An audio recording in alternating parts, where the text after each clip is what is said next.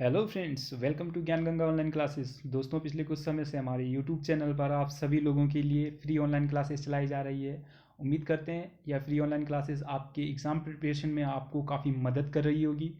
और हमारे YouTube channel पर आप सभी लोगों के लिए टेक्निकल तथा नॉन टेक्निकल में आई पोस्टों के अनुसार आपके लिए सिलेबस के अकॉर्डिंग आपको पढ़ाया जा रहा है, जिसमें उत्तराखंड सिविल के लिए सिविल जूनियर इंजीनियर के लिए जो वैकेंसी आई है उसके लिए आपको फ्री ऑनलाइन क्लासेस दी जा रही हैं। साथ में उत्तराखंड वन दरोगा के लिए जो पोस्ट आई हैं उसके लिए भी आपको फिजिक्स और बायोलॉजी के लेक्चर दिए जा रहे हैं। और साथ में आने वाले टाइम में आपको एग्रीकल्चर और केमिस्ट्री भी पूरा करवा दिया जाएगा। साथ ही उत्तराखंड के ग्रुप सी एग्ज़ाम के लिए जो टॉप मोस्ट एमसीक्यू होते हैं उसके डिटेल सॉल्यूशन आपको दिए जा रहा है। उम्मीद करते हैं ये सारी वीडियोज़ आपको आपके एग्ज़ाम प्रिपरेशन में मदद कर रही होगी। और वीडियो शुरू करने से पहले आप सभी लोगों को ये बता देना चाहता हूँ कि यहाँ पर हम बेसिक इलेक्ट्रिकल की लेक्चर सीरीज़ चला रहे हैं, जिसमें लेक्चर नंबर 4 है आज, जिसको हम डिस्कस करेंगे, जिसका टॉपिक आज है concept of load and source. इसमें हम डिस्कस करेंगे कि लोड क्या क्या चीज़ होती है। और सोर्स के बारे में तो हम जान चुके हैं, लेकिन हम यह जानेंगे कि लोड कैसे सर्किट में काम करता है और सोर्स कैसे लोड की तरह काम करना शुरू कर देता है, और लोड कैसे सोर्स की तरह काम करना शुरू कर देता है और सोर्स किस तरह से लोड की तरह काम करना शुरू कर देता है। ये सब हम इस लेक्चर में जानेंगे। आप सभी लोगों से रिक्वेस्ट है कि जिन लोगों ने पहले 3 लेक्चर नहीं देखे वह पहले 3 लेक्चर देख लें, उसके बाद ही यह लेक्चर देखें।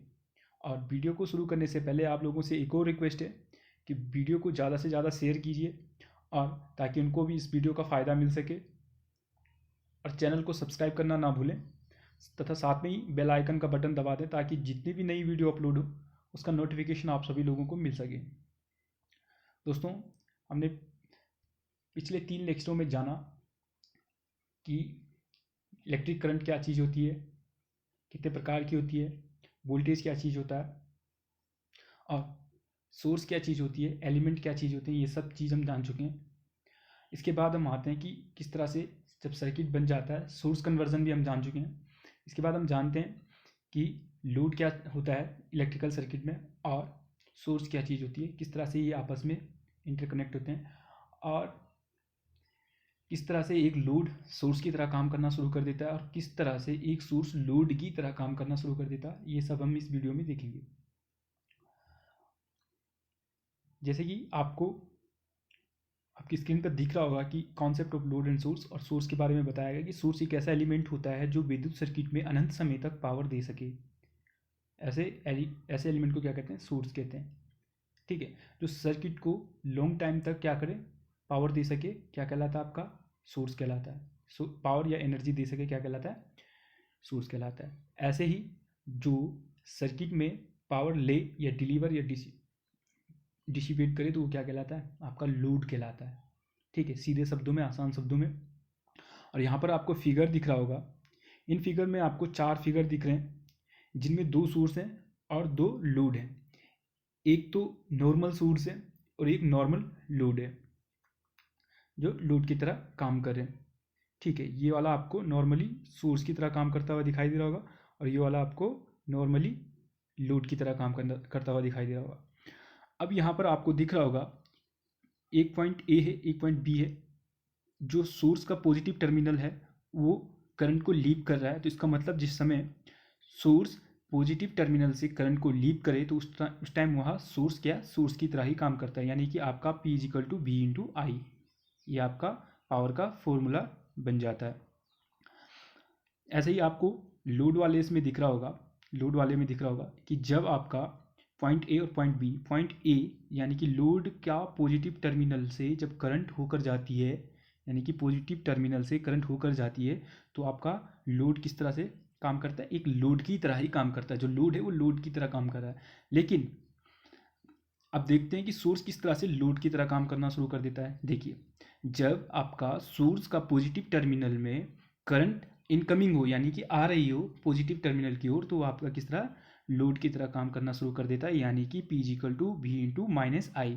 माइनस साइन क्या दिखा रहा है कि आपका जो लोड, आपका जो सोर्स है वो पावर को क्या कर रहा है? कंज्यूम कर रहा है। डिलीवर ना कर करके क्या कर रहा है? कंज्यूम कर रहा है। तो इसका मतलब आपका जो सोर्स है वो किसकी तरह काम करने लग गया? आपका लोड की तरह काम करने लग गया। इसी तरह से आप देखेंगे फिगर नंबर 4 में कि आपका जो लोड है, लोड बेसिकली क्या होता है, पावर को कंज्यूम करता है। लेकिन यहाँ पर हो क्या रहा है, आपका पॉजिटिव टर्मिनल से करंट लीव हो रही है, आपका पॉजिटिव टर्मिनल है इसका, और वहाँ से क्या हो रहा है, करंट लीव हो रही है। तो यानी कि करंट पॉजिटिव टर्मिनल से बाहर जा रही है, यानी कि लोड किस तरह से काम करने लगा, सोर्स की तरह काम करने लगा, यानी कि वह पावर देने लग गया है सर्किट को। यानी पावर डिसिपेट नहीं कर रहा है, कंज्यूम नहीं कर रहा है, वो क्या कर रहा है, आपके सर्किट को पावर दे रहा है। तो उस टाइम लोड किसकी तरह काम करना शुरू कर देता है, एक सोर्स की तरह काम करना शुरू कर देता है। यानी कि लोड अगर माइनस में आए, लोड की पावर अगर माइनस में आए तो क्या कहलाएगा, आपका लोड सोर्स की तरह काम करने लग गया। और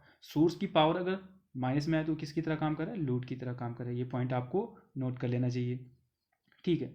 अब यहाँ पर एक एग्जाम्पल है, वो आपको दिख रहा होगा आपकी स्क्रीन पर, कि माना कोई 20 वोल्ट की बैटरी एक 20 ओम के प्रतिरोध के साथ कनेक्ट है। यानी कि एक 20 वोल्ट की जो बैटरी एक 20 ओम के प्रतिरोध के साथ कनेक्ट है, जो आपको इस फिगर में भी दिख रहा होगा, यहाँ पर आपको फिगर में भी दिख रहा होगा, ठीक है। और तब क्या होता क्या है, फिर हमको करंट निकालनी होती है। तो करंट निकालने के लिए क्या करना होता है हमको, आई इज इक्वल टू क्या होता है, बी अपॉन आर, जो फॉर्मूला होता है। तो यहाँ पर करंट कितनी निकलेगी, बी, यानी कि बी कितना है आपका 20/20 ओम। तो आपकी सिंपल सी बात है, 1 एम्पियर की करंट निकलेगी सर्किट से। तो देखिए आगे क्या कह रहा है कि 1 एम्पियर की करंट फ्लो होगी। अब यदि सर्किट में 20 वोल्ट के साथ 100 वोल्ट की बैटरी और लगा दी जाए तो क्या होगा। अगर जो आपको फिगर दूसरा जो दिख रहा है यहाँ पर, जैसे कि यहाँ पर दिख रहा है कि 20 वोल्ट की बैटरी तो थी, लेकिन साथ में क्या कर दिया, 100 वोल्ट की बैटरी और लगा दी, तो क्या हो जाएगा, आपका 100 वोल्ट की बैटरी यानी कि जो ज़्यादा रेटिंग की है वो क्या करने लगेगी कि सर्किट में करंट देने शुरू कर देगी। अब आपको दिख रहा होगा, जैसे हमने पॉइंट डिस्कस किया था अभी ऊपर, कि हमारा जब सोर्स के पॉजिटिव टर्मिनल की ओर क्या होता है, करंट इनकमिंग होती है, तो क्या होता है, वह लोड की तरह काम करने लगता है। तो यहाँ पर आपको दिख रहा होगा कि पॉजिटिव टर्मिनल 20 वोल्ट की जो बैटरी है उसके पॉजिटिव टर्मिनल में करंट इंटर कर रही है। यानी कि तो जब करंट इंटर कर रही है तो उसके लिए क्या होगा कि आप जब सर्किट में देखोगे तो ये दोनों पोलरिटी सेम इन दोनों की, तो इसकी ये माइनस हो जाएगा, 100 वोल्ट से आपकी 20 वोल्ट माइनस हो जाएगा। ये कैसे होगा, ये केवीएल लगाएंगे, और केवीएल हम आने वाले लेक्चर में देखेंगे, वहाँ से आपको पता चल जाएगा, ठीक है। 80 वोल्ट की बैटरी सोर्स इसमें काम करेगा।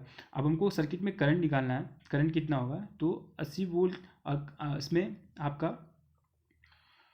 20 ओम का आपका रेजिस्टर जो पहले से ही था वो लगा हुआ है। तो देखिए 4 एम्पियर की करंट है, 4 एम्पियर की करंट आ गई। तो देखिए स्टेटमेंट क्या कह रहा है इसका, कि जब लगा देते हैं तो 20 वोल्ट की बैटरी एज अ लोड काम करेगी, जैसे कि मैंने अभी बताया कि कैसे लोड की तरह काम कर रही है, ठीक है। और सर्किट में 4 एम्पियर की क्या हो जाएगी, करंट फ्लो होने लग जाएगी, जो मैं अभी आपके साथ डिस्कस किया, ठीक है।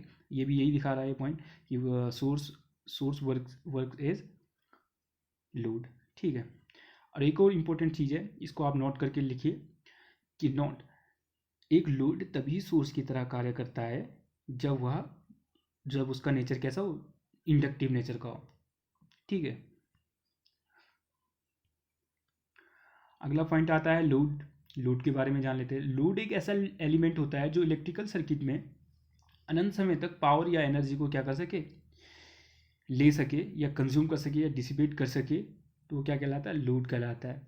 तथा इलेक्ट्रिकल सर्किट को पावर वापस नहीं दे सकता है, वो क्या कहलाते हैं, लोड कहलाते हैं। साथ में ही वो क्या करते हैं, इलेक्ट्रिकल सर्किट में एनर्जी को वापस नहीं दे सकते, केवल कंज्यूम कर सकते हैं, ठीक है, लोड कहलाते हैं। ये मुख्यतः 3 प्रकार के होते हैं आपके, रेजिस्टर, कैपेसिटर और इंडक्टर। ये जो लोड होते हैं मुख्यतः 3 प्रकार के होते हैं, जिसमें से हम पहले रेजिस्टर के बारे में पढ़ेंगे कि रेजिस्टर क्या चीज़ होता है, ठीक है। उसके बाद हम कैपेसिटर और इंडक्टर के बारे में भी पढ़ेंगे। हम देखते हैं पहले रेजिस्टर के बारे में। रेजिस्टर एक डिसिपेटिव एलिमेंट जिसमें केवल पावर का क्षय होता है। रजिस्टर एकमात्र ऐसा एलिमेंट है इन सभी लोड में से जो पावर को क्या करता है, क्षय करता है, जिसमें पावर लॉस होता है, ठीक है। बाकी अदर कैपेसिटर और इंडक्टर में पावर लॉसेस नहीं होते हैं, जीरो होते हैं। ये पॉइंट आते हैं एग्जाम में, बहुत बार आता है कि पावर किसमें, केवल किसमें लॉस होता है, तो वो आपके केवल किसमें होता है, रजिस्टर में होता है। और रेजिस्टर की जो प्रॉपर्टी होती है वो क्या होती है, रेजिस्टेंस होती है। अब रेजिस्टेंस को भी जान लेते हैं। रेजिस्टेंस वह प्रॉपर्टी है जो रजिस्टर में करंट के फ्लो होने का अपोज करे, वो क्या है, रेजिस्टेंस कहलाता है। जो रजिस्टर के अंदर करंट के फ्लो होने को अपोज करता है वह प्रॉपर्टी है रजिस्टर की रेजिस्टेंस। ठीक है। अब रजिस्टर ओम्स के नियम का पालन करता है, तो वह ओम्स का नियम क्या होता है जान लेते हैं। जब किसी चालक यानी कि किसी कंडक्टर की भौतिक अवस्थाएं जैसे ताप, दाब आदि परिवर्तित ना की जाए, ताप, टेम्परेचर, प्रेशर इत्यादि को चेंज नहीं किया जाए, तो उस सर्किट के सिरों में वोल्टेज वोल्टेज और उसमें प्रभावित जो सर्किट के सिरों पर जो वोल्टेज है और सर्किट में जो बहने वाली करंट है वो क्या होती है, डायरेक्टली प्रोपोर्शनल होती है। ठीक है, समानुपाती होती है। उसके लिए कंडीशन क्या है कि टेम्परेचर और आपका प्रेशर क्या होना चाहिए, सेम होना चाहिए, कांस्टेंट होना चाहिए, मतलब सेम नहीं कांस्टेंट होना चाहिए, दोनों ही कांस्टेंट होने चाहिए। प्रेशर जितनी भी भौतिक वो होंगी फिजिकल क्वांटिटी होंगी वो सब क्या होनी चाहिए, कांस्टेंट होनी चाहिए। तो आपको यहाँ पर दिख रहा होगा एक ग्राफ के थ्रू समझाया जा रहा है कि बी और आई के बीच में एक ग्राफ बनाया गया है जिसमें आपको दिख रहा होगा कि टाइम जैसे जैसे करंट बढ़ रहा है वैसे वैसे आपका वोल्टेज भी बढ़ रहा है। तो इसका मतलब ये लीनियरली बढ़ रहा है, जो आपको दिख रहा है लीनियर एलिमेंट पढ़ा था ना हमने आगे, तो उसी तरह से बढ़ रहा है। तो I1 टाइम पर आपका I1 करंट पे आपकी जो वोल्टेज है वो क्या है, V1 है, और I2 करंट पे आपका जो V2 है वो क्या है, जो वोल्टेज वो क्या है, V2 है। ठीक है, और यह एक स्लोप बना रहा है, तो ये थीटा जो होता है यही होता है जो आपका R और उसके बीच में बन रहा है स्लोप, वो थीटा होता है, जिसको हम m से भी डिनोट करते हैं और टेन थीटा से भी डिनोट करते हैं। हमने ट्रिग्नोमेट्री में पढ़ा होगा कि लल बटे कब का, जिसमें टेन थीटा के लिए क्या आता है, लंब बटे आधार।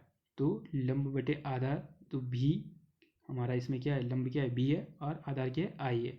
तो r, ये r है पूरा लंब, ये r हो गया, देखिए ये r है पूरा, ये लाइन, ठीक है यहाँ तक, और ये एक आपको त्रिभुज दिख रहा है। तो इसमें क्या होता है, जो टेन थीटा होता है उसके लिए क्या होता है, लंब बटे आधार। तो लंब बटे जब आधार हो रहा है तो लंब क्या है आपका v और आधार क्या है आपका i। तो r जो हमारा स्लोप है, कर्ण है, वो क्या है r बराबर लंब यानी कि v बटे i। यही दिखाता है ओम का नियम। और ओम के नियम के अनुसार हम इन टर्म से जानते हैं, पहला जो पॉइंट दिख रहा है आपको, b is directly proportional to i। ठीक है, तो इस प्रोपोर्शनल के साइन को हटाने के लिए हमने एक कांस्टेंट लिया, वो r है, जिसको हम रेजिस्टेंस भी कहते हैं। ठीक है, b is equal to I R, यही आपका ओम का नियम भी कहलाता है। r को हम m यानी कि स्लोप जो होता है उससे भी दिखाते हैं, ठीक है, और टेन थीटा से भी दिखाते हैं। अब आते हैं कि ओम का नियम कहाँ कहाँ पर एप्लीकेबल होता है। ओम के नियम केवल लीनियर एलिमेंट के लिए ही एप्लीकेबल होता है, यह इलेक्ट्रिकल सर्किट में इलेक्ट्रॉनिक सर्किट में एप्लीकेबल नहीं होता है। जो ओम का नियम है वो इलेक्ट्रॉनिक सर्किट में एप्लीकेबल नहीं होता है। अब रेजिस्टेंस के नियम भी देख लेते हैं। लॉ ऑफ रेजिस्टेंस, जो रेजिस्टेंस है किन किन चीज़ों पर डिपेंड करता है वो सब देख लेते हैं। ठीक है, किसी कंडक्टर का रेजिस्टेंस निम्न बिंदुओं पर निर्भर करता है, जैसे कि आपको लिखा हुआ दिखाई दे रहा है कि किन किन चीज़ों पर निर्भर करता है। सिंपल सी बात, अगर हम सिंपल से शब्दों में जानें इनको, तो रेजिस्टेंस जो होता है R is directly proportional to L. जो किसी कंडक्टर की लेंथ होती है उसकी क्या होता है, डायरेक्टली प्रोपोर्शनल होता है, यानी कि समानुपाती होता है। कोई कंडक्टर है, उसकी लेंथ एल है, ठीक है, और उसका एरिया ए है। तो जो यहाँ पर आपको दिख रहा होगा, जो पॉइंट दिखाया गया है कि प्रतिरोध आर कंडक्टर के लेंथ एल के समानुपाती होता है, जो दिख भी रहा होगा आपको, और प्रतिरोध आर कंडक्टर के एरिया के व्युत्क्रमानुपाती होता है। यानी कि जो कंडक्टर हम यूज़ कर रहे हैं इलेक्ट्रिकल सर्किट में, उसके एरिया जो होगा उसके तो व्युत्क्रमानुपाती होगा, जो उस कंडक्टर का जो प्रतिरोध होगा वह उस कंडक्टर के एरिया के व्युत्क्रमानुपाती होगा और लेंथ के समानुपाती होगा। यानी कि किसी कंडक्टर का लेंथ बढ़ाने पर उसका क्या हो जाएगा, रेजिस्टेंस बढ़ जाएगा, और एरिया बढ़ाने पर क्या होगा, उसका रेजिस्टेंस घट जाएगा। ठीक है, एरिया बढ़ाएंगे, व्युत्क्रमानुपाती है ना, तो सिंपल सी बात है, व्युत्क्रमानुपाती है तो एरिया अगर हम इंक्रीज करेंगे तो सिंपल सी बात है आपका रेजिस्टेंस डिक्रीज हो जाएगा। और एक और पॉइंट है इसमें लिखा हुआ कि प्रतिरोध आर कंडक्टर के मटेरियल्स पर डिपेंड करता है। जो किस प्रकार का मटेरियल आपने यूज़ किया हुआ है आपके इलेक्ट्रिकल सर्किट के अंदर, उस पर भी डिपेंड करता है। क्यों? क्योंकि प्रतिरोध आर की भौतिक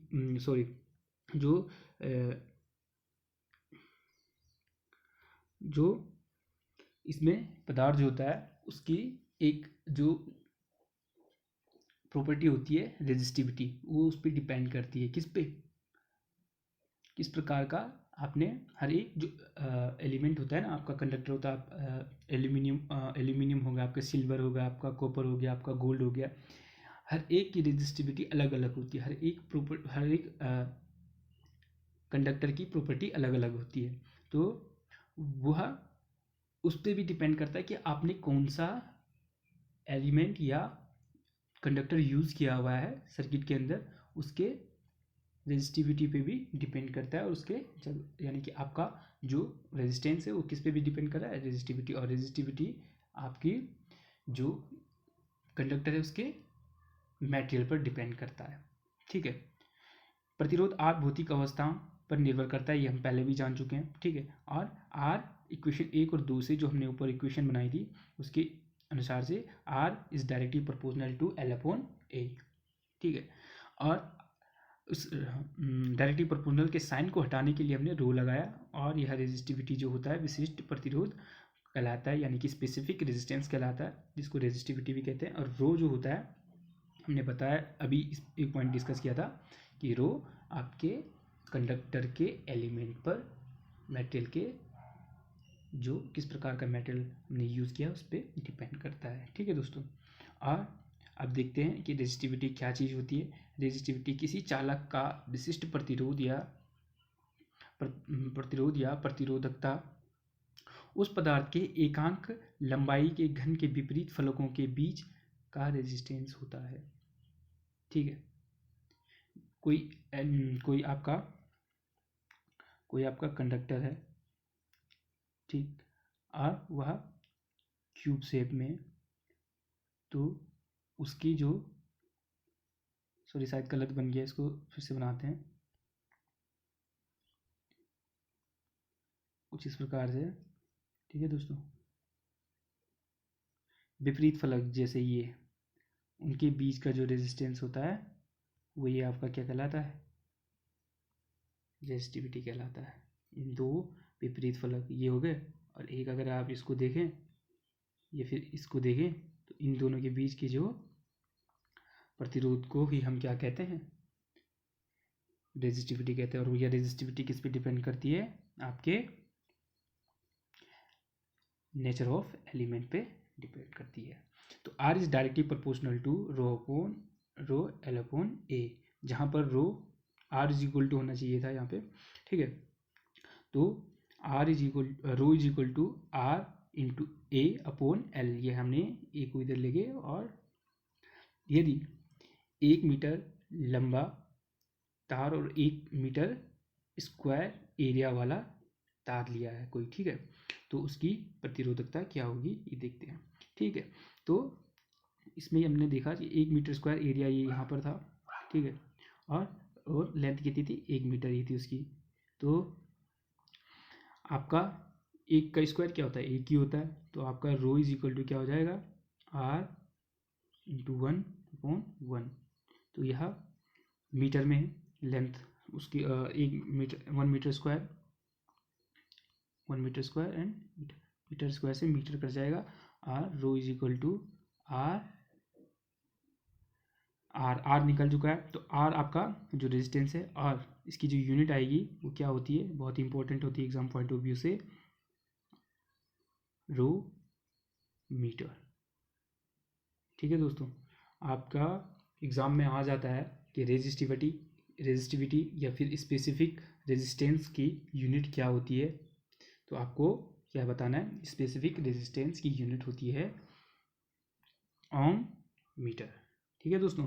और रेजिस्टिविटी जो होती है वह कंडक्टिविटी के अपोजिट होती है। रेजिस्टिविटी आपके कंडक्टिविटी के अपोजिट होती है।